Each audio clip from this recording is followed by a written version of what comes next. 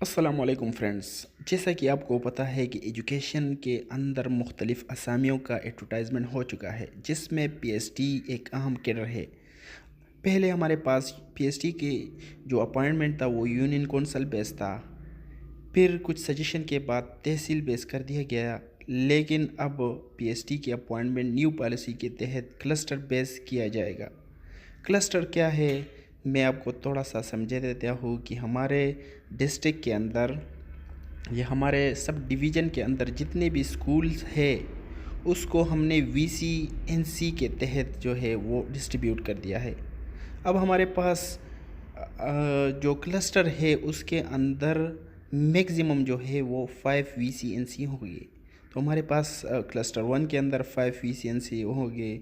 پھر ہمارے پاس کلسٹر 2 کے اندر 5 وی سی این سی ہوں گے، اور پھر ہمارے پاس کلسٹر 3 کے اندر 5 وی سی این سی ہوں گے۔